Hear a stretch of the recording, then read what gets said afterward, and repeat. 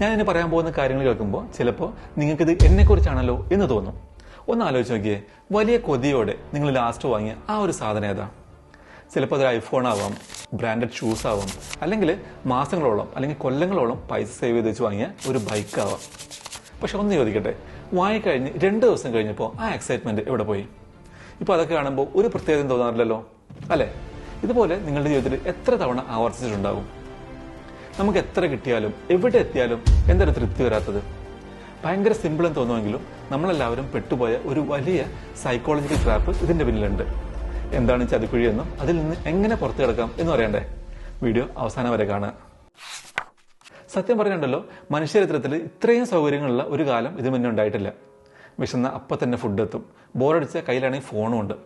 എന്തിനും ഏതിനും ഓപ്ഷനുകൾക്ക് ഒരു കുറവില്ല. പക്ഷെ എന്നിട്ട് നമ്മൾ ഹാപ്പിയാണോ? അല്ല. എപ്പോഴും ഉള്ളിലൊരു തരം വെപ്രാളാണ്, എന്തോ ഒന്ന് മിസ്സിംഗ് ആണെന്നുള്ള ഒരു തോന്നല്. കയ്യിൽ കാശില്ലാത്തതോ നമ്മൾ സക്സസ് ആവാത്തതോ ആണ് ഇതിന് കാരണമെന്നാണ് നമ്മൾ വിചാരിക്കുന്നത്. എന്നാൽ സത്യം അതല്ല.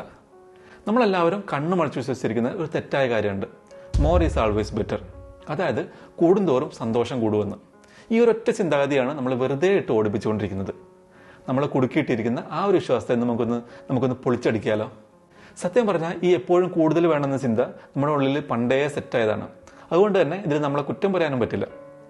ആയിരക്കണക്കിന് വർഷങ്ങൾക്ക് മുമ്പ് ജീവിച്ചിരുന്ന നമ്മുടെ പൂർവികരുടെ കാര്യം ഒന്ന് ആലോചിച്ച് നോക്കൂ. അന്ന് കൂടുതൽ ഭക്ഷണം ഉണ്ടെങ്കിൽ പട്ടിണി കിടന്ന് ചാവാതെ രക്ഷപ്പെടാം. കൂടുതൽ ആയുധം ഉണ്ടെങ്കിൽ മൃഗങ്ങളിൽ നിന്ന് സുരക്ഷ കിട്ടും. ചുരുക്കത്തിൽ പറഞ്ഞാൽ അന്ന് കൂടുതൽ എന്നത് ഒരു സർവൈവൽ സ്കില്ലായിരുന്നു. പക്ഷെ ഇതാണ് കോമഡി.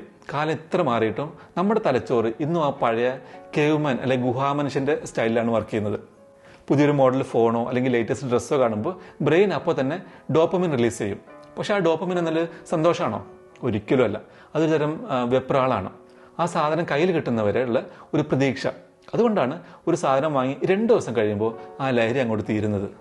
പണ്ട് സാധനങ്ങൾക്ക് ഭയങ്കര ക്ഷാമമുള്ള കാലത്തേക്ക് വേണ്ടി ഡിസൈൻ ചെയ്യപ്പെട്ടാണ് നമ്മുടെ ഈ കുഞ്ഞൻ തലച്ചോറ്. പക്ഷെ ഇന്ന് നമ്മൾ ജീവിക്കുന്നത് എല്ലാം വാരി കോരി കിട്ടുന്ന കാലത്താണ്.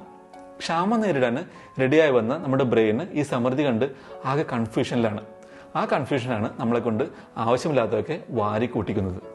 ഇതിനെ സൈക്കോളജിയിൽ പറയുന്ന പേരാണ് ഹെഡോണിക് അഡാപ്റ്റേഷൻ. പേരിട്ട് പേടിക്കൊന്നും വേണ്ട, സംഗതി പച്ച മലയാളത്തിൽ പറഞ്ഞാൽ ശീലമായി പോകല്, അല്ലെങ്കിൽ ആ പഴയ മടുപ്പ് തന്നെ. സിമ്പിളായി പറഞ്ഞാൽ നമ്മുടെ ജീവിതത്തിൽ എന്ത് വലിയ സംഭവം നടന്നാലും, അതൊരു ലോട്ടറി അടിച്ചാലും ശരി, അല്ലെങ്കിൽ ഒരു ബ്രേക്കപ്പ് ആയാലും ശരി, കുറച്ച് കഴിയുമ്പോൾ നമ്മുടെ മനസ്സ് പഴയ ആ നോർമൽ അവസ്ഥയിലേക്ക് തന്നെ തിരിച്ചു വരും. ഒന്ന് ആലോചിച്ച് നോക്കൂ, ആദ്യത്തെ ശമ്പളം കിട്ടിയപ്പോൾ അതൊരു മാജിക് പോലെ തോന്നിയില്ലേ? ആദ്യമായി ഒരു സ്മാർട്ട് ഫോൺ കൈ കിട്ടിയപ്പം ലോകം കീഴടക്കിയ ആവശ്യം ഉണ്ടായിരുന്നില്ലേ? പക്ഷേ ഇന്ന് 10ാമത്തെ ഫോൺ വാങ്ങുമ്പോഴോ അല്ലെങ്കിൽ 10ാമത്തെ സാലറി ഇൻക്രിമെന്റ് കിട്ടുമ്പോഴോ ആ പഴയൊരു കിക്ക് കിട്ടുന്നുണ്ടോ? ഇല്ല. പുതിയ ഫോൺ വാങ്ങുന്നു, 2 ദിവസം ആവശ്യം, 3-ാം ദിവസം അത് വേറൊരു ഫോണ്. പുതിയ ജോലി കിട്ടുന്നു, വലിയ സന്തോഷം, 1 മാസം കഴിഞ്ഞാൽ അത് വേറൊരു പണി, പോരാത്തതിന് സ്ട്രെസ് വേറെയും. നമ്മൾ ഭയങ്കര അത്യാഗ്രഹികളായതുകൊണ്ടൊന്നല്ല ഇങ്ങനെ സംഭവിക്കുന്നത്. പകരം നമ്മൾ വിചാരിക്കുന്നതിൻ്റെ സ്പീഡിൽ നമ്മുടെ തലച്ചോറ് പുതിയ സുഖങ്ങളുമായി അങ്ങോട്ട് അഡ്ജസ്റ്റ് ആയി പോകും. അപ്പോൾ ആ പഴയ എക്സൈറ്റ്മെന്റ് വീണ്ടും കിട്ടാൻ നമ്മൾ അടുത്തയിലേക്ക് ഓടും, പിന്നെ അതിൻ്റെ അടുത്തയിലേക്ക്. ഈ ട്രെഡ്മില്ലിൽ ഓടുന്ന പോലെയാണിത്. ട്രെഡ്മില്ലിൽ ഓടിയിട്ടില്ലേ? ഓടി ഓടി അവസാനം നമ്മൾ എവിടെ എത്തുകയില്ല, എന്നാലോ നമ്മൾ ആകെ വേർത്ത് ക്ഷീണിക്കുകയും ചെയ്യും, അല്ലേ? നമ്മൾ വിചാരിക്കുന്ന ഒരുപാട് ഓപ്ഷനുകൾ ഉണ്ടെങ്കിൽ നമ്മൾ ഭയങ്കര ഫ്രീ ആണെന്നാണ്. പക്ഷെ സത്യം പറഞ്ഞാൽ സംഗതി നേരെ തിരിച്ചാണ്. ഇതിനെയാണ് പാരഡോക്സ് ഓഫ് ചോയ്സ് എന്ന് പറയുന്നത്. സിമ്പിളായി പറഞ്ഞാൽ ഓപ്ഷനുകൾ കൂടുന്തോറും നമ്മുടെ സമാധാനം പോകും. ഒന്ന് ആലോചിച്ച് നോക്കൂ, പണ്ടൊക്കെ ഒരു സോപ്പ് വാങ്ങാൻ കടയിൽ പോയാൽ 1-2 ബ്രാൻഡേ ഉണ്ടാവുള്ളൂ, അല്ലേ? ഇന്ന് അങ്ങനെയല്ലല്ലോ, 100 തരം സോപ്പുകൾ ഉണ്ടാവും. അതിലൊന്ന് സെലക്ട് ചെയ്യുമ്പോഴേക്കും നമ്മുടെ കിളി പോകും. എല്ലാം വിരത്തുമ്പിൽ കിട്ടാൻ തുടങ്ങിയോടെ നമ്മൾ എപ്പോഴും കൺഫ്യൂഷനിലാണ്. ഓവർ തിങ്കിങ്, ഇത് വാങ്ങണോ അല്ലെങ്കിൽ മറ്റേത് വാങ്ങിയാൽ മതിയോ? കമ്പാരിസൺ, അവൻ്റെ കയ്യിലുള്ളതാണോ ഇതിൽ നല്ലത് അല്ലെങ്കിൽ ഇതിലും ബെറ്റർ? റിഗ്രറ്റ്, കഷ്ടപ്പെട്ട് സെലക്ട് ചെയ്ത് വാങ്ങിക്കഴിഞ്ഞാൽ ഉടനെ തോന്നും, അയ്യോ മറ്റേതെടുത്താൽ മതിയായിരുന്നു എന്ന്. ഇതിന് ഏറ്റവും വലിയ ഉദാഹരണമാണ് ഈ നെറ്റ്ഫ്ലിക്സ് സ്ക്രോളിങ്, അല്ലെങ്കിൽ ഏതെങ്കിലും OTT പ്ലാറ്റ്ഫോം. സിനിമ കാണാൻ കയറിയിട്ട് 1 മണിക്കൂർ നമ്മളിങ്ങനെ സ്ക്രോൾ ചെയ്തുകൊണ്ടിരിക്കും, അല്ലെങ്കിൽ ഇങ്ങനെ ചാനൽ മാറ്റിക്കൊണ്ടിരിക്കും. അവസാനം നല്ലൊരു പടം പോലും കിട്ടാതെ മടുത്ത് TV ഓഫ് ആകും, അല്ലെങ്കിൽ ഫോൺ മാറ്റി വയ്ക്കും.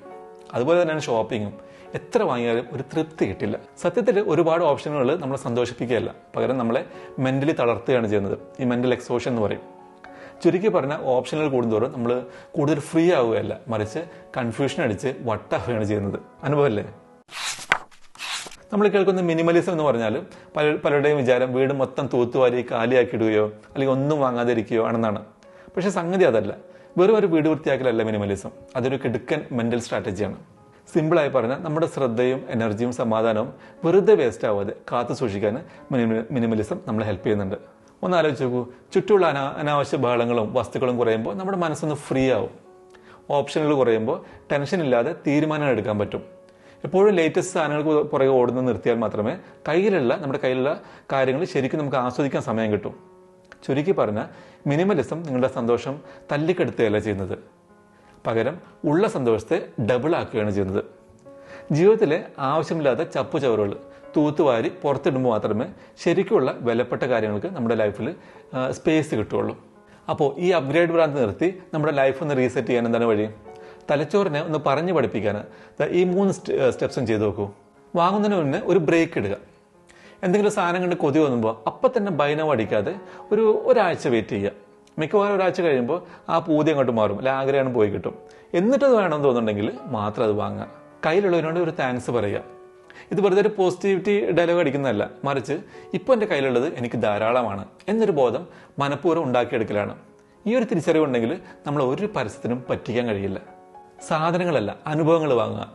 ഒരു പുതിയ ഫോൺ വാങ്ങുന്നതിനേക്കാൾ വാല്യൂ ഉള്ളത് ഒരു യാത്ര പോകാനോ പുതിയൊരു കാര്യം പഠിക്കാനോ ഫ്രണ്ട്സിൻ്റെ കൂടെ അല്ലെങ്കിൽ ഇഷ്ടപ്പെട്ട ഒരാളുടെ കൂടെ സമയം ചെലവഴിക്കാനോ പൈസ ഉപയോഗിക്കുന്നതാണ്. സാധനങ്ങൾ പഴയതാകും, പക്ഷെ അനുഭവങ്ങൾ എന്നും പുത്തനായിരിക്കും. നമ്മളിങ്ങനെ വാരിക്കൊരു വാങ്ങിക്കൂട്ടുന്നത് നിർത്തിയാൽ മാത്രമേ ജീവിതത്തിലുള്ള ആ ഒരു ശരിക്കുള്ള സംതൃപ്തി നമ്മുടെ ഉള്ളിലേക്ക് കയറൂ. സന്തോഷം എന്ന് പറയുന്നത് അടുത്ത് വരാനിരിക്കുന്ന ഒരു അപ്ഗ്രേഡിലോ അല്ലെങ്കിൽ ലേറ്റസ്റ്റ് പർച്ചേസിലോ ഒളിഞ്ഞിരിക്കുന്ന ഒന്നല്ല സുഹൃത്തുക്കളെ. സമാധാനം എന്നത് ആമസോണിലോ ഫ്ലിപ്കാർട്ടിലോ സെർച്ച് ചെയ്താൽ കിട്ടുന്ന ഒന്നുമല്ല. സത്യം പറഞ്ഞാൽ ഇനഫ് അഥവാ മതി എന്ന് പറയുന്നത് ഒരു നമ്പറല്ല, അതൊരു തിരിച്ചറിവാണ്. കൂടുതലെന്നാൽ അത് മികച്ചതാണെന്ന തെറ്റായ ചിന്ത നമ്മൾ എന്നാണ് മാറ്റുന്നത് അന്ന് നമ്മുടെ ലൈഫിനൊരു പ്രത്യേക ഭാരക്കുറവ് തോന്നി തുടങ്ങും. അതുകൊണ്ട് നിങ്ങൾക്ക് ഞാനൊരു ചെറിയ ചാലഞ്ച് നൽകുകയാണ്. നിങ്ങളുടെ ലൈഫിലെ ഏതെങ്കിലും ഒരു കാര്യം മാത്രം സെലക്ട് ചെയ്യുക. അത് നിങ്ങളുടെ ഫോണാവാം, അലമാരയിലെ ഡ്രസ്സുകളാവാം, അല്ലെങ്കിൽ നിങ്ങളുടെ തിരക്ക് പിടിച്ച ഷെഡ്യൂളാവാം. എന്നിട്ട് സ്വയം ഒന്ന് ചോദിച്ചു നോക്കുക, ഇതിലെവിടെയാണ് ഞാൻ ഫുൾ സ്റ്റോപ്പ് ചെയ്യേണ്ടത്? എനിക്കെപ്പോഴാണ് മതി എന്ന് തോന്നുക? കാരണം എന്നാണോ ഈ അദൃശ്യമായ ട്രെഡ്മില്ലിൽ നിന്നുള്ള ഓട്ടം നിങ്ങൾ നിർത്തുന്നത് അന്ന് മാത്രമേ നിങ്ങൾ ശരിക്കും ജീവിച്ചു തുടങ്ങുകയുള്ളൂ. അപ്പോൾ വീഡിയോ ഇഷ്ടപ്പെട്ടെങ്കിൽ തീർച്ചയായും ലൈക്ക് ചെയ്യുക, ഒരു സ്മൈലെങ്കിലും കമൻ്റായിട്ട് ഇടുക, നിങ്ങളുടെ അഭിപ്രായങ്ങൾ പറയുക. ഈ വീഡിയോ കേൾക്കണമെന്ന് നിങ്ങൾ ആഗ്രഹിക്കുന്ന ഒരാൾക്ക് ഷെയർ ചെയ്ത് കൊടുക്കുക. ചാനൽ വരെ സബ്സ്ക്രൈബ് ചെയ്തിട്ടില്ലെങ്കിൽ ചെയ്യുക, നോട്ടിഫിക്കേഷൻ എനേബിൾ ചെയ്യുക. അപ്പോൾ അടുത്ത വീഡിയോയിൽ കാണാം. Thanks for watching.